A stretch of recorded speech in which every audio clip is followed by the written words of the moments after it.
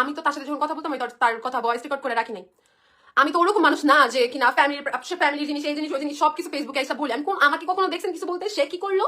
সবকিছু শান্তশিষ্ট ছিল সব। যখন আমার হাজবেন্ড তাকে সরি বললো, আমার হাজবেন্ড আবার ইভেন আরেকজনের হাজবেন্ড কল দিয়ে বললো যে ভাই যা হয়েছে হয়েছে, রাত্রিবেলা আসছি, সরি, বাঙালি আমরা মুসলিম সবাই ভাই ভাই। ওটু পর্যন্ত শেষ ছিল। এরপরও কিন্তু অনেক কাহিনী হয়েছে, করা এই করা সে করা। আমি কোনো দিনও কোনো উত্তর দেইনি বা কাউকে বুঝতেই দিইনি। তার সাথে আমার সমস্যা হয়েছে। তারপর আসলো কি, আমি কিন্তু সরি বলে দিছি। যা ফিল হয়েছে, যে কিনা ইনভলভ ছিল না, যে সবচেয়ে সিনিয়র, তাকে আমি সরি বলে দিচ্ছি, কারণ ফিল হয়েছে সে ইনভলভ ছিল না, আমি তাকে সরি বলছি। এছাড়া তো সবাই আমাকে কষ্ট দিয়েছে, আমি সরি যে বলবো, কেউ তো সরি একজনকে সরি বলে রাখছি, তো সিনি করেনি। আমি তারপরও তাকে সরি বলে রাখছিলাম। সরি, সে বললো সরি বলার পর মূল্য। এখন কি আমি কারো ধন সম্পদ মাইরা দিচ্ছি যে তার পায়ের মধ্যে পড়ে বসে থাকবো যে সরি সরি সরি? অনেকে নাম বলতে বলছেন, এটা নাকি এটা আমি বলবো যে যার সাথে আমাকে সবসময় দেখছেন আমি তার ব্যাপারে বলতেছি, আর যার সাথে আমার সমস্যা ছিল সে তারই ক্লোজ বা তারই ভাবি, আমি এইভাবে বলতেছি। তো তারপর কি হইলো যে তারপর ওই কাহিনী শেষ। 1 বছর মানে পুরাই সময় আসে নাই। তারপর আসলো পহেলা বৈশাখ। পহেলা বৈশাখ, ও যাই হোক, তারপর আসলো পয়লা বৈশাখ। ফার্স্ট পয়লা বৈশাখে আমার যেহেতু বড় দুজন সিনিয়র আপুদের সাথে আমি যেহেতু রেসপেক্ট করি, তাদের সাথে যেহেতু সমস্যা নাই, আমি তাদের সাথে যে ভিডিও পিকচার সবই তুলছি, আপনারা তো দেখছেন। ইভেন একজন আপু নিজে থেকে ক্লিয়ার করছে, তাদের সাথে দুজন আপু ক্লিয়ার করছে।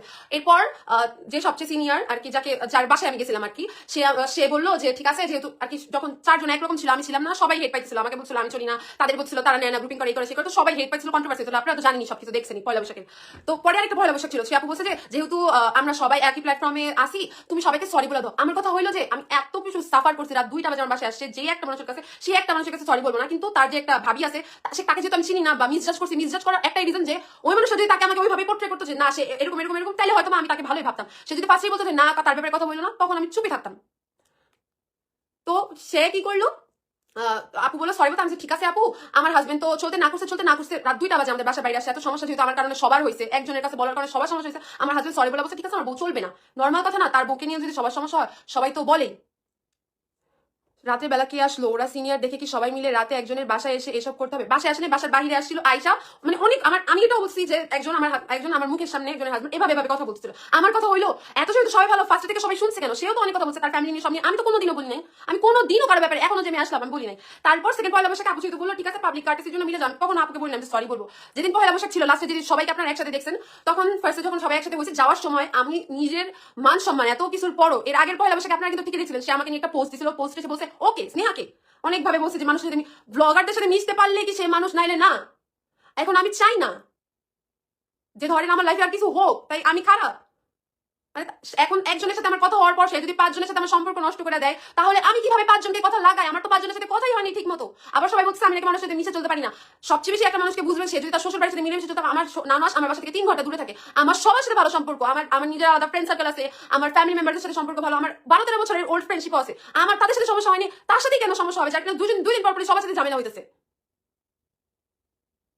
হ্যাঁ তারা ঝামেলা, এসব ঝামেলা যায় না, বাট তারা যেটাকে সাপোর্ট করতেছে, সে যেহেতু একটা বড় ব্লগ বানাইছে, ওইখানে আমাকে কুটনি এই সেই উমুক তুমুক অনেক কিছুই বলছে। ওই ব্লগের কথা আসি, আমি তো সব বললাম আপনাদেরকে এখানে সব।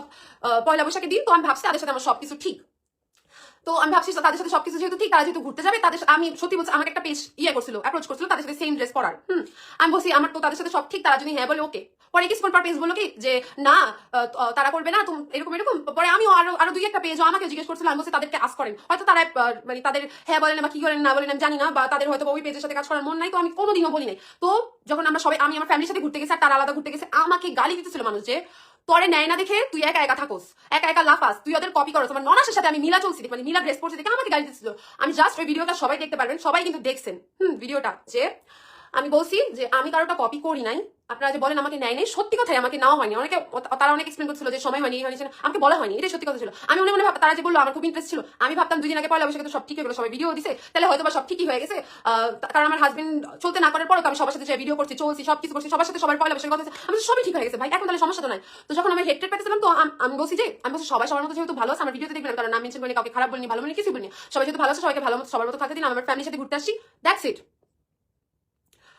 তো অতটুকু পর্যন্ত জিনিস ওই ছিল। আমি ওই ভিডিওতে লিটারালি অনেক মানুষ অনেক কথা বলছে, আমি কারো কমেন্টের কোনো উত্তর দিন। আমি বলছি কেউ যদি খারাপ বলে এগুলো বলবেন না। ইভেন আমি আপনাদের ওই হিডেনের দেখাতে পারবো কমেন্ট, আমি মনে হয় 200টার মতো কমেন্ট হাইডই করছি, এরকম এরকম কমেন্ট ছিল। আমি বলছি থাক দরকার নাই। অনেকেই এখন ওরা বলতেছে যে আমি নাকি আমার রিলেটিভ দিয়ে বলছি, এটা বলছি সেটা বলছি। আমার কি পুরো বাংলাদেশ রিলেটিভ? মানুষটা কি দেখে না কারা কি করতেছে, কারা কি? আমি কাউকে দোষ দিতে, যাদের সাথে আমার সমস্যা নেই তাদের সাথে আমার সমস্যা ছিল। বয়সের অনেক বড়, তারা আমাকে বলতে পারে, আমার সাথে চলারও কোনো তারা সুযোগ দেয়নি যে আমি চললা আমার ইয়েটা করবো।